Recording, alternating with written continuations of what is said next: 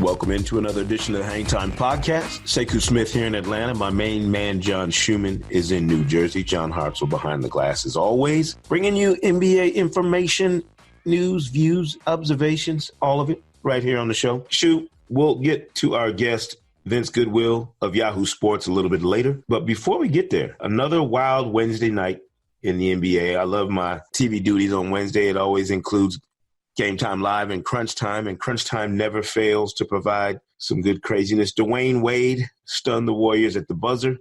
LeBron James lifted the Lakers up late to make sure they beat Anthony Davis and the New Orleans Pelicans. And the Boston Celtics still struggling, losing to Portland. Damian Lillard goes off at 33 points. And the Bucks, for those of you who stay up late and dive into these sorts of things, won in a wild overtime game against the Sacramento Kings. Very entertaining. What stood out to you most, Shu, on a crazy Wednesday night around the NBA? Well, the Dwayne Wade shot was ridiculous, and it immediately reminded me of the Devin Harris shot. Do you remember the Devin Harris shot 10 years ago against Philadelphia? I was in the building for that one at the Meadowlands, the wonderful Brendan Byrne Arena, or Izod Center, whatever they were calling it. I like the Izod Center when it was Izod Center. That was kind of clever. No.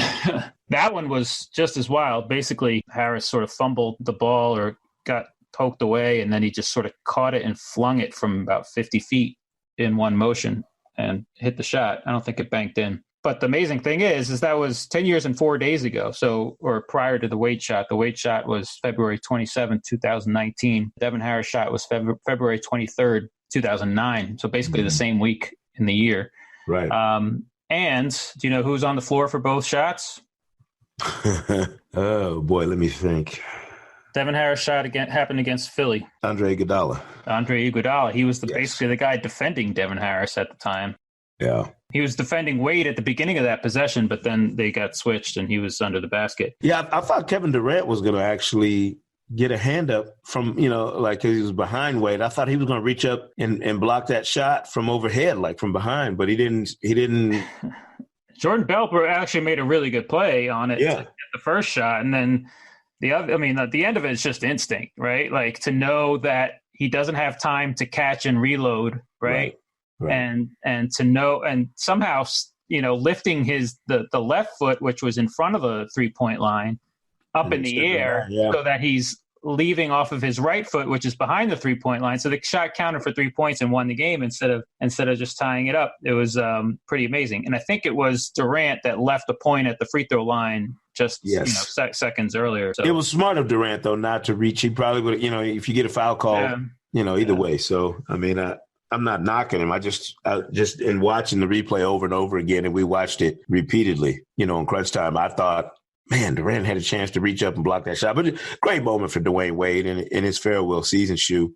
And a great moment, and just like a moment of nostalgia, perhaps, but also a shot that keeps the Heat in the playoff race, and actually they're still just tied in the loss column with the 8th place Hornets. So not insignificant in regard to like real, playoff implications. Not at all. I mean, they've been an enigma of late, just struggling the way they have. But that was listen, there were several teams that had critical wins and losses, obviously, last night that impact the playoff race. Minnesota losing in overtime to Atlanta certainly knocks them back a step in whatever pursuit they might have had trying to make the playoffs run in the West. Certainly the Kings putting up the fight they did against the Bucks was interesting. The Lakers needing to win the game the way they did. And LeBron, the pressure was on, Shu. I mean, it was a lot of people talking about the fact that the Lakers are in a tailspin and that they had to get out of it. You impressed with LeBron's 33 points and 10 assists to make sure that the Lakers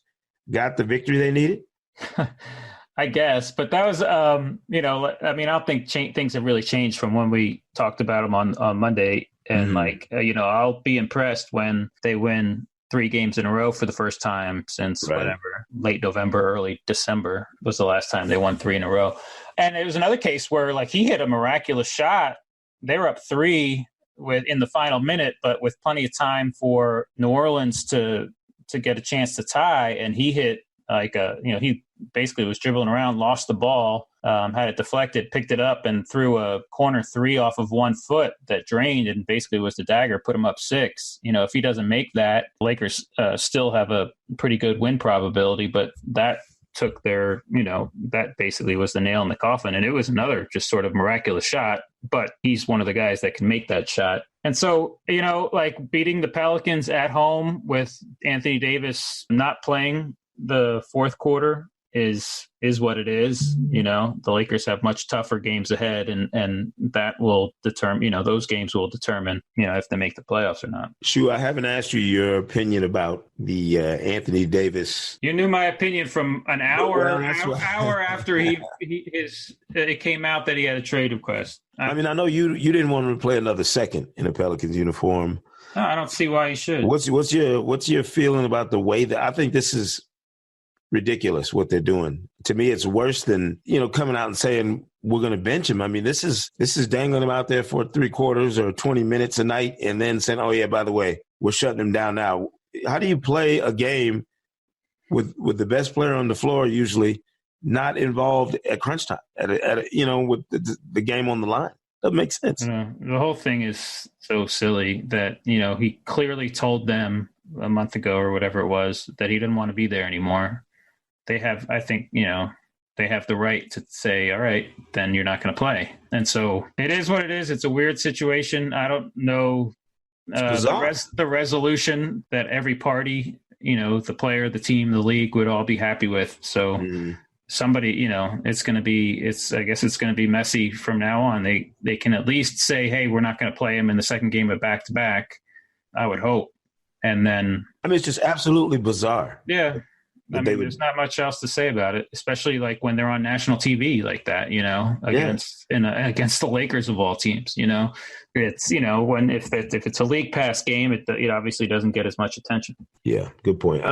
The Bucks doing their own kind of maintenance, I guess you could call it, with Giannis and Chris Middleton battling some cramps issues down the stretch of that game. But the Kings, I've been so impressed. I've talked about them a lot, although every chance I get the last few weeks. Just I like when I see a team turning a corner, and they're not winning some of these games, but they're super competitive in so many of these games. I don't know, I don't know if they're going to find a way to make the playoffs or not, but I do appreciate the fight they put up. They remind me a lot of what the Nets are doing in the East in terms of just how competitive they are every night. It's a good space for them to be in after Dave Yeager, had some issues earlier in the season. There was some talk that he might get replaced as coach. What do you make of the Kings and their chances down the stretch? I was thinking about that question you asked the other day about Lakers, Kings, Clippers, and who would benefit. I think the Kings would benefit the most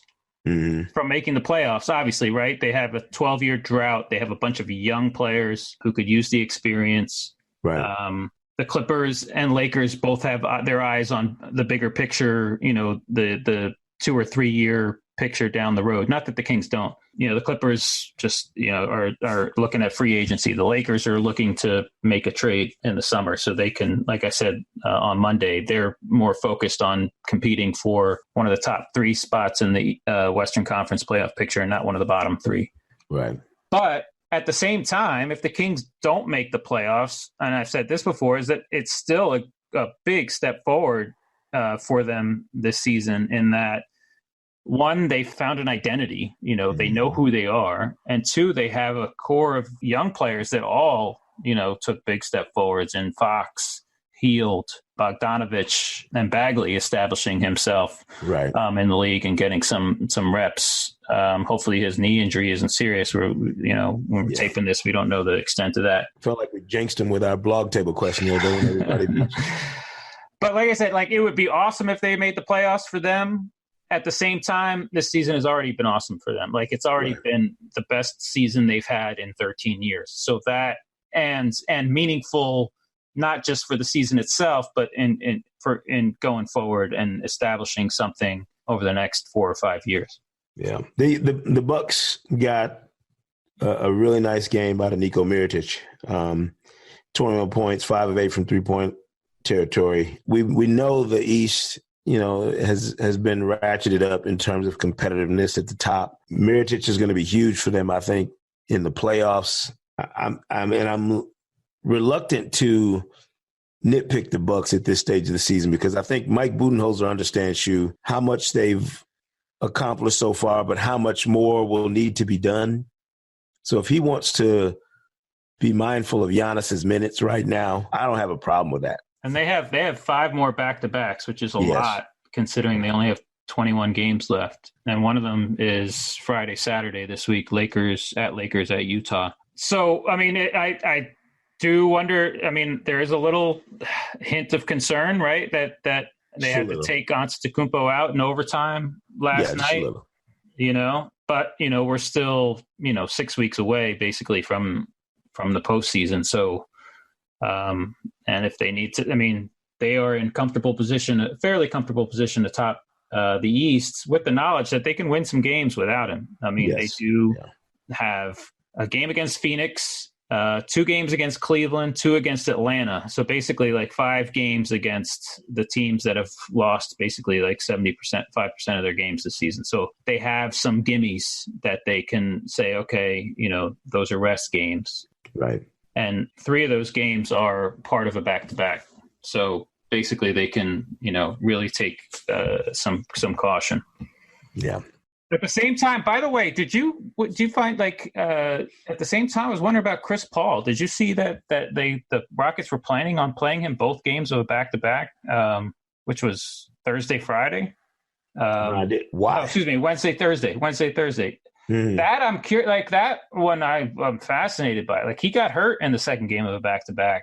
I mean, how simple would it be just to sit him in the for one of the 2 games of their 4 remaining back-to-backs? It was I was a little surprised by that, but maybe we'll see. Maybe they change their mind. Maybe that's not necessarily the plan going forward, but I think they're comfortably in playoff position. I don't see why they would push him. The guy's, he turns 34 in a couple months. He's got 3 more years of a huge contract on it. Like I don't see the need to, because they're basically healthy otherwise, right? Yeah, but you're not Mike D'Antoni. You're not the mad scientist, the mad genius. I guess. I mean, it's weird. Like that one took me back. Like that seemed like the most basic. Hey, just sit this guy in the second game of back-to-back from now on. But we'll see. The discussion about the Bucks brings us to the East and kind of the state of affairs with, like you said, that roughly 6 weeks before the playoffs start. I got some head scratchers on what's going on with some of these East powers, and I'd love to get not only your opinion on it, but also our guest, Vince Goodwill, senior writer for Yahoo Sports.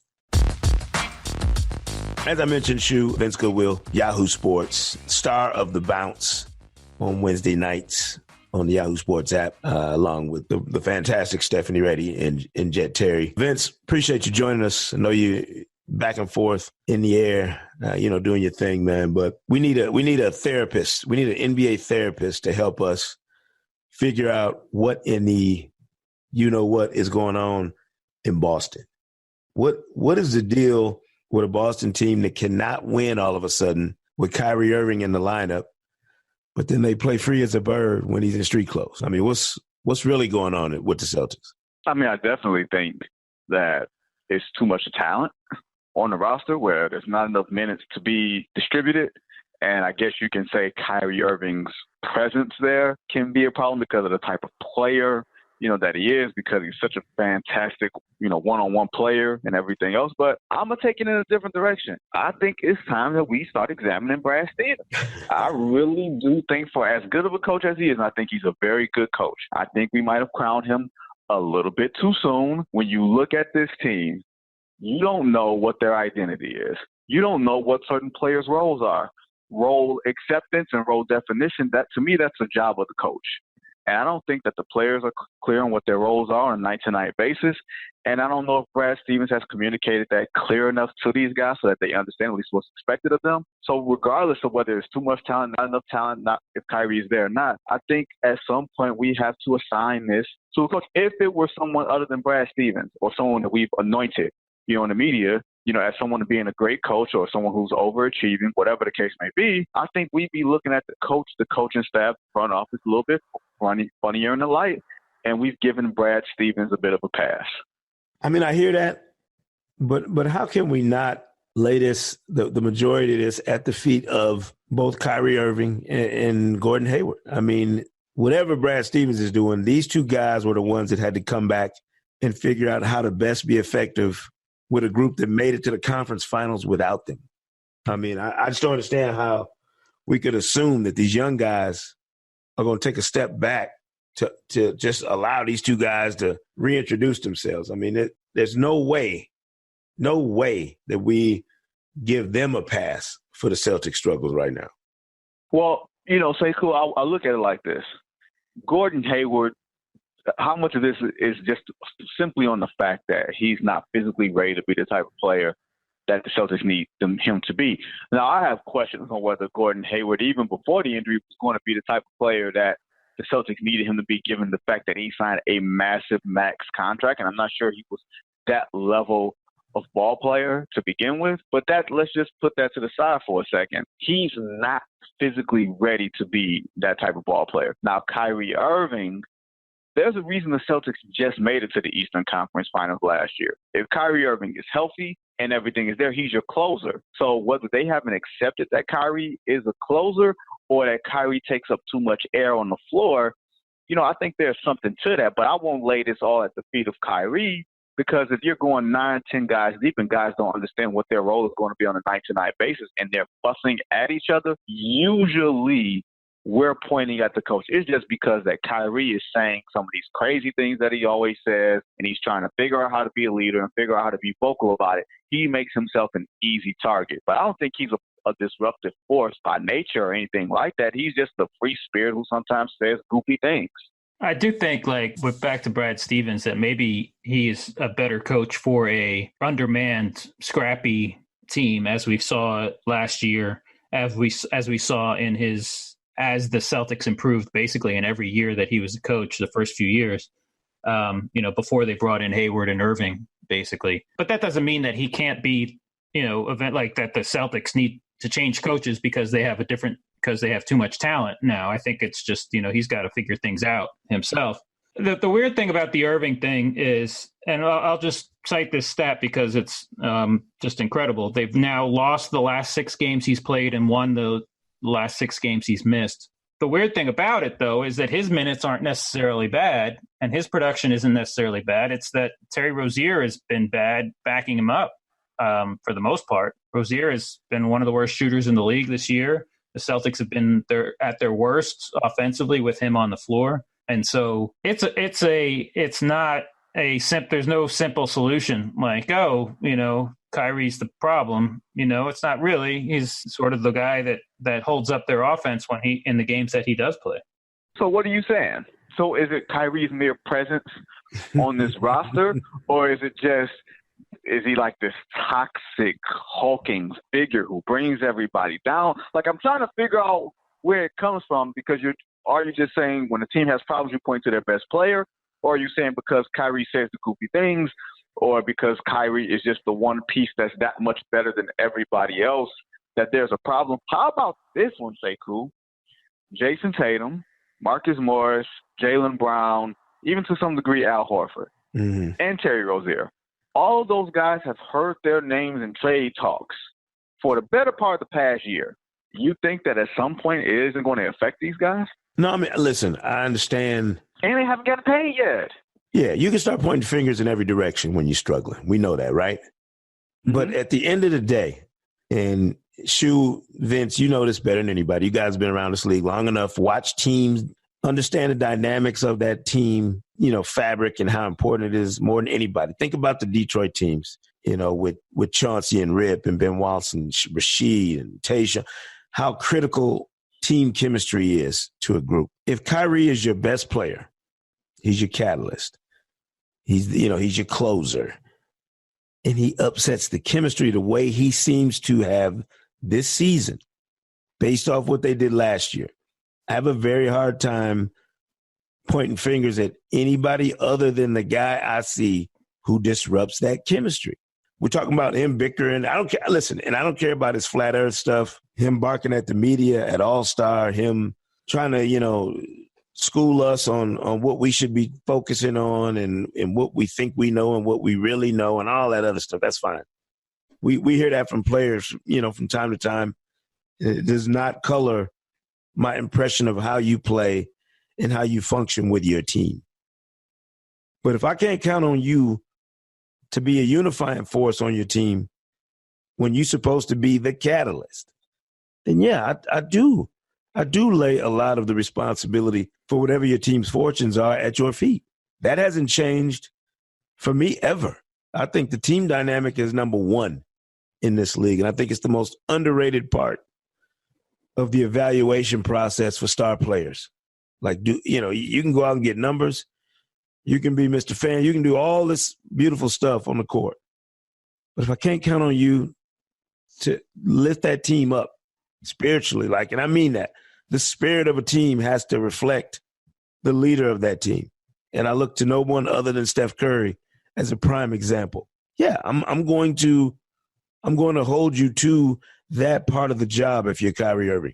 Am I wrong for that, Vince? You tell me if I'm putting too much on him. No, but I think you're wrong. I think he's responsible in that regard. Maybe even more so than Gordon Hayward, who I agree with you, Vince, is not healthy, probably shouldn't have come back as soon as he did, and probably owes Brad Stevens for his struggles and his issues because they brought him back too soon.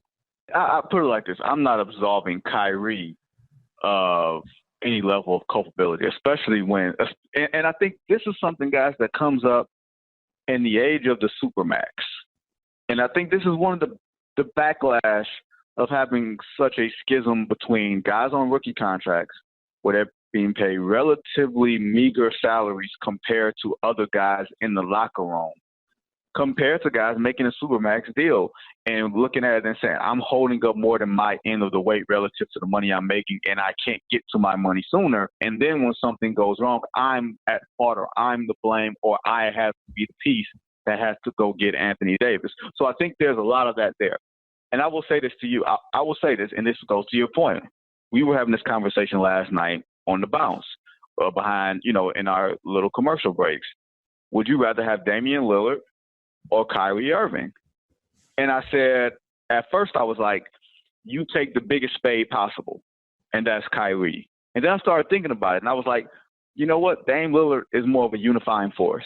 He seems to be better suited to be a leader when it comes to these type of things. And it's just some guys are, some guys aren't.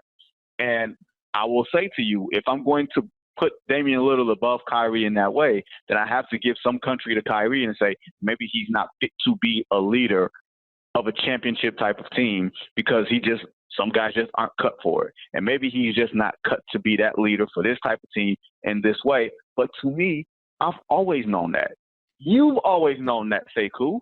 So to me, if the Celtics grabbed Kyrie because he was the best player on the market, and you don't get a chance to get a player like that. They didn't grab him because they thought, oh, my God, he's going to be a great leader for our franchise. So to me, if you grab a Kyrie and you're saying you can't really be a leader, but we're going to put you in a certain position, then you got to go fill out those other pieces around him, because Kyrie has done nothing more than be Kyrie Irving for his entire career. Yeah, I will say that those dudes love Damian Lillard in that Portland locker room. Yes. The coaching staff loves him. The players love him. He is I remember talking to some Portland people about him once, and they were just like, he's so easy to follow, basically. When's the last time he threw everybody under the bus? Never. But I got a question for you, Sekou. Because Al Horford. Does Al Horford have it in him to be a unifying force in a locker room like that? I think everybody respects him, and he, but maybe he just leads more by example than by, saying anything. That's a good question. I think Al's issue, like a lot of people's, and Vince and John, you guys understand this like very few people can. When you have a star personality in a locker room, Al Horford's not the kind of guy who's going to contest or go at or combat Kyrie's authority, even if it's misguided of Kyrie to assume that these young guys are following him. And I've heard different things. I've heard people say that those young guys in Boston They're not as put off by some of Kyrie's antics and words as we might think. But Al is not going to be the guy that creates a storm in that locker room for the sake of being the leader. And, that's one of the issues you have with a player like Kyrie. Let's not pretend like Kyrie was some, master of leadership when he was in Cleveland. Pre and post LeBron, there were issues. Ask Deion Waiters. Ask anybody who worked for the Cavaliers when Kyrie was there, whether or not he was seen as a guy who could be the unquestioned leader of a championship team. I would tell you the answer would be universally no. I'm not knocking Kyrie's talent at all. I'm only saying that some guys, as talented as they might be, are not suited for the number one leadership role on the team. And that, for me, if I'm Boston, if I'm Danny Ainge, who was in the locker room the other night, reportedly talking to Kyrie after the game, that would make me nervous with the combination of young talent, veteran savvy that they have in that locker room, and their immediate future in terms of what they have to do this summer. Kyrie has leverage. There are teams out there that we all know would jump at the opportunity to add Kyrie Irving in free agency. He knows it. The Celtics know it. Everybody knows it. So how much of their issues should we park in Kyrie's circumstance? How much of this is the looming spork in the road that Kyrie is facing? Well, that's the question that I think I'm going to pose it back to you guys. If we believe that Kyrie Irving and Anthony Davis's fortunes are at least lightly aligned in that way, where Anthony Davis will be more amenable to playing in Boston if Kyrie is there, does that mean that you offer Kyrie the full load? What's that, 5-188, and knowing what that is this summer, even if you don't make it out the second round of playoffs this year, you offer Kyrie the full boat because you believe that secures you Anthony Davis in the event that you trade for him. Do you do that and hope that Anthony Davis and Kyrie can combine to lead you where you need to go? Or do you take your chances with Kyrie and say, all right, Kyrie, you want to go to New York or you want to go wherever? Go ahead. That would be tough for me because I look at the leadership they exhibited on their own in different situations, and it didn't translate to winning at the highest level. Like, not even consistent playoff appearances for Anthony Davis and the Pelicans. And literally, Kyrie was just getting numbers before LeBron came back. Let's be real about it. Come on. Mm-hmm. I mean, and it's not about knocking the guy's talent, but there's a difference between being ultra talented and being a force that lifts up an entire franchise. Anthony Davis, we can say whatever we want. You can point fingers at Dell Demps and whoever else. They couldn't figure it out around him in New Orleans. Even with all-star caliber help in Drew Holiday, Boogie and Rondo in limited doses, Kyrie was nowhere to be found on the playoff landscape in that rebuild in Cleveland. There wasn't even an uptick in the group's performance as a whole until LeBron showed up. Okay? So I'm not here to skewer reputations, but I'm here to point out facts. Look at what Giannis is doing for the Bucks in the right situation. Okay? Look at what Philly's guys are doing in the right situation. Has Boston, has Danny Ainge, has Brad Stevens, have they not put ample resources around Kyrie, setting him up beautifully to be a guy who could lead that Celtics team to where they want to get to? Has not happened. It's funny how they're now three free agents, big name free agents that everybody would love to have, supposedly. Kyrie Irving, Anthony Davis, and Jimmy Butler, where you have you take a pause and think about, but this dude's acted kind of flaky over the last year or so, do we really want this dude leading our locker room? It's this huge summer free agency, and these are three of the top targets, but the baggage that comes with them seems to be getting a little bit heavier as we get closer. That's why somebody asked the other day, who wins this summer? We had that question on our blog table, NBA.com, Vince. And I said, whoever gets Kevin Durant. Because even with those three guys as free agents, they're not a single one of them is the biggest prize on the market this summer. Kevin Durant will be, is, and will be. You have to have, and I would tell you that Durant had some similar issues before he went to the Warriors. People had similar questions. Mm-hmm.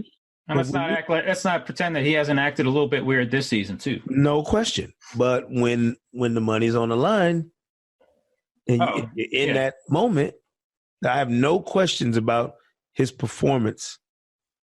Kyrie, big shot, helped in the playoff drought in Cleveland, will forever be known as a guy who was a hero to Cavs fans. That's lifetime stuff that's going to last for an eternity.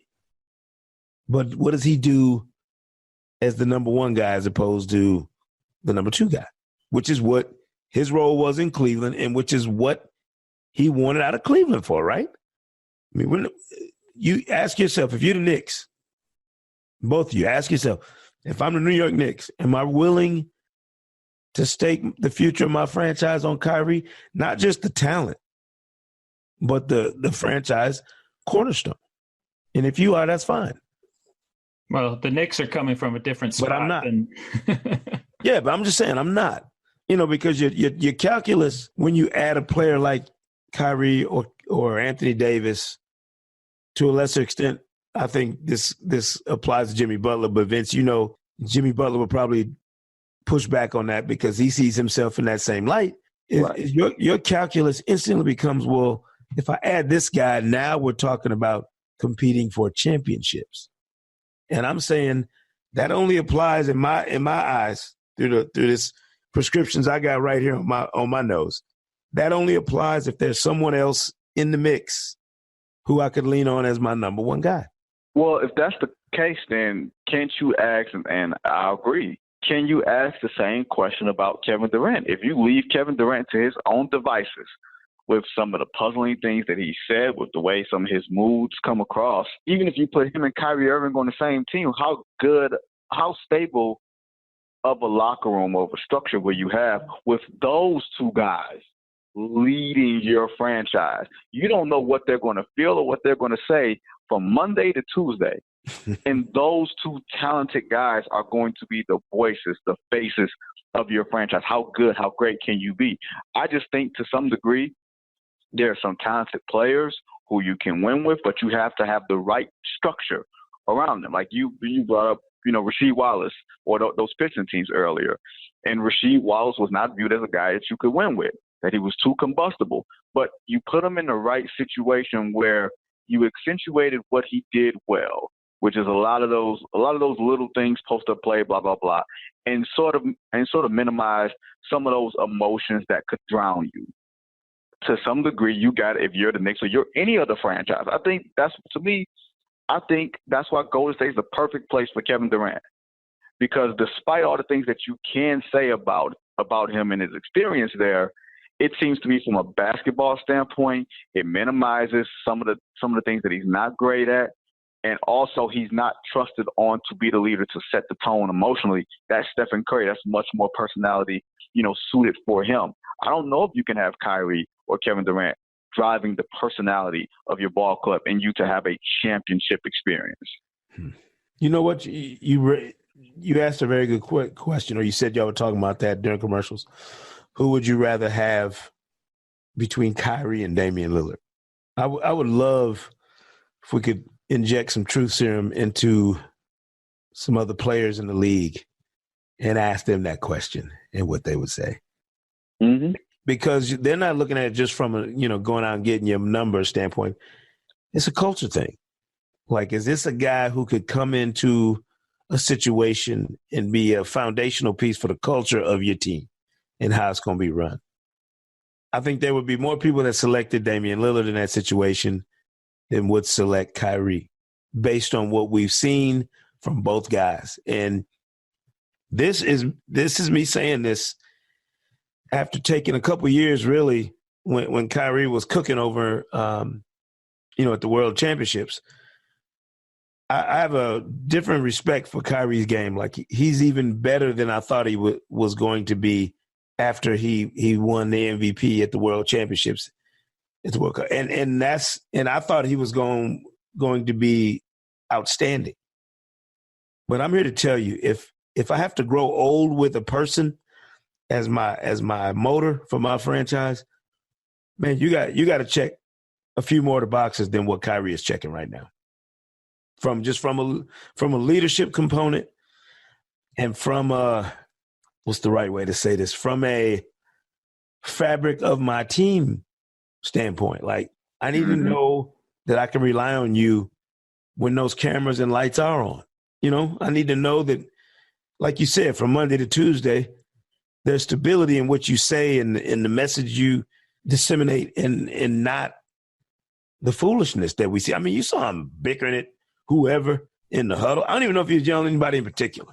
He looked like he was just complaining. And, you know, that stuff does not inspire other guys, young, old, whatever.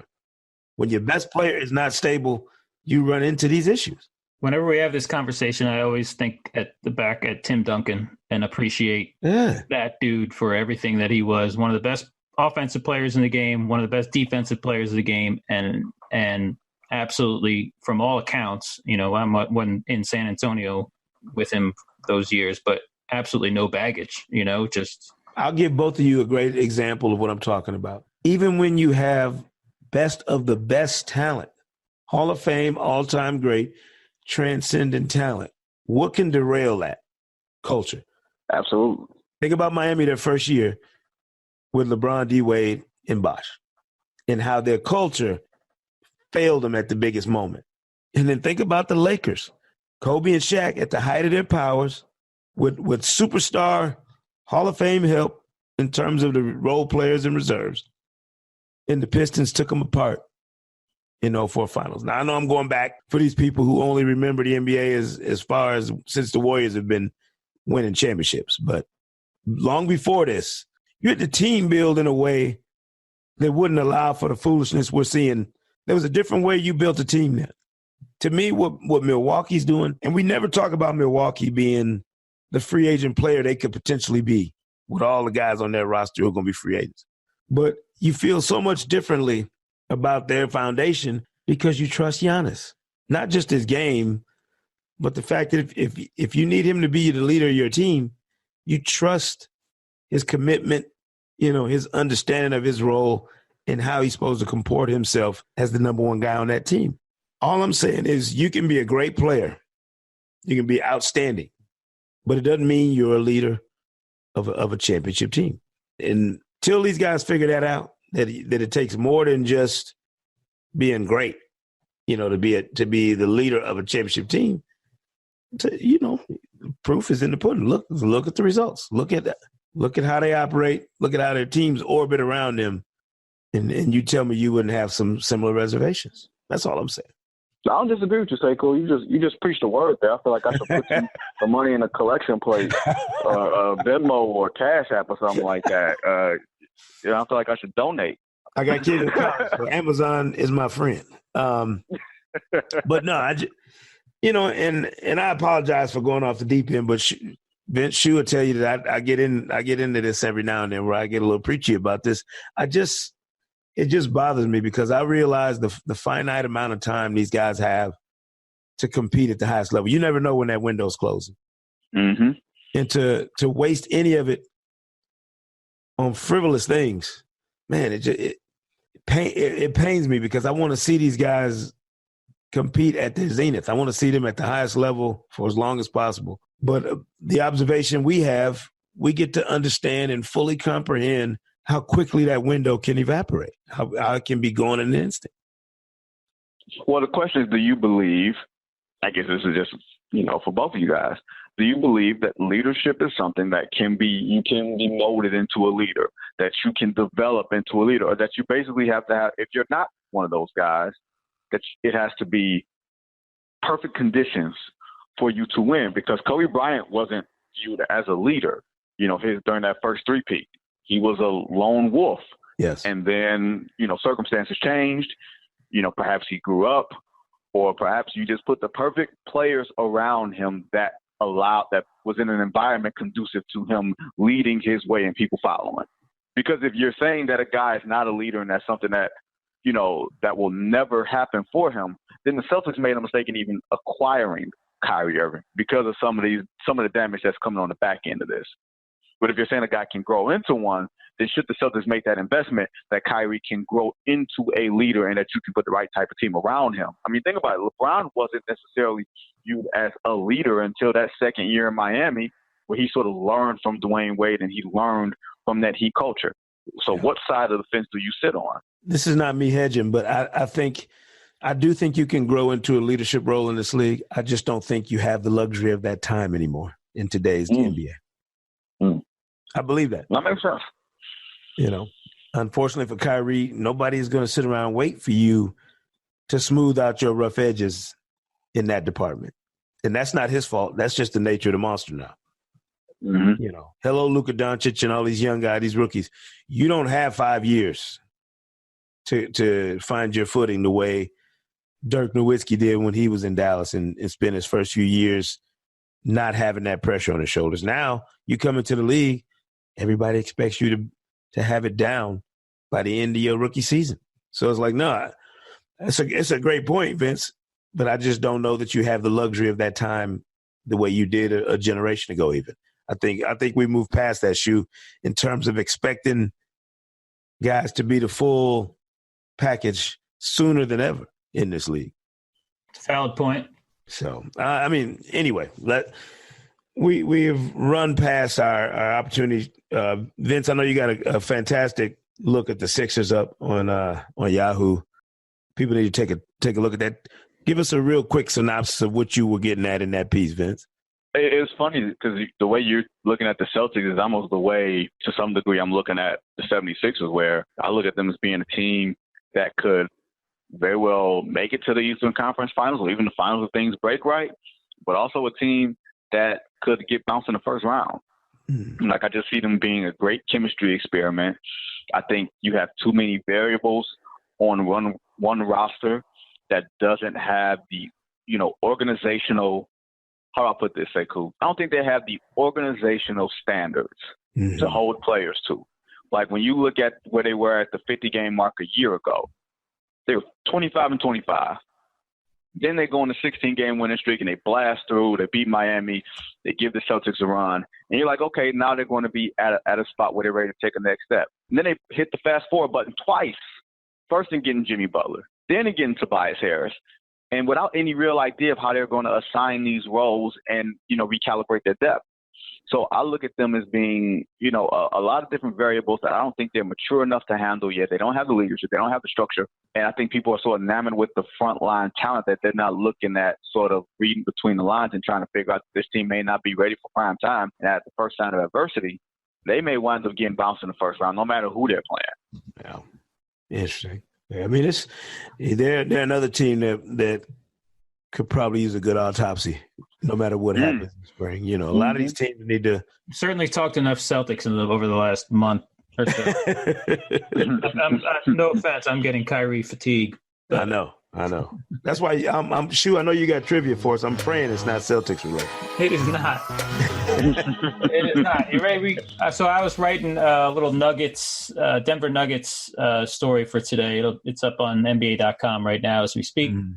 And I was doing a little Nikola Jokic research. Nikola Jokic is averaging 7.7 assists per game, which is 7th in the league, but would be the 3rd most for a center in NBA history. So part 1 of the trivia question, who's the only center that has averaged more than 7.7 assists per game in a season in NBA history?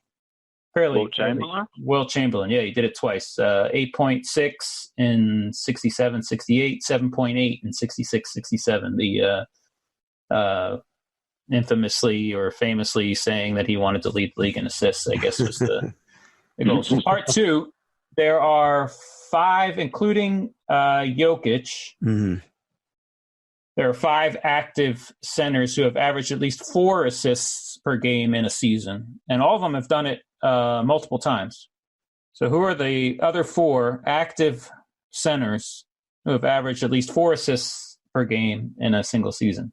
So this is all like sort of top 100 for centers. 4 assists it would be, top 100 of all-time centers. Right. So 4 other active centers. Boogie Cousins? Nope. Wow. What about one of them we've mentioned on this podcast already? Al Horford. Al Horford. He's done it twice, and he's doing it for a third time this year, averaging 4.0. He's one of the only ones that's averaged 5. He averaged 5 2 seasons ago in Boston, 4.7 last season in Boston, and now 4.0 this year. He is a center. I keep forgetting that. What about Marc Gasol? Marc Gasol, yes. He's done it 3 times and doing it again for a 4th time this year. Okay. Man, to be a center to average that many assists, it means that ball's got to run. It's got to run through you considerably. The other 2 guys are old, very kind of older, on the older side of things. Well, I guess, right. I mean, maybe the other guy. Would it be Powell? Powell, yes. He did it twice, once with the Grizzlies, once with the Bulls. Mm-hmm.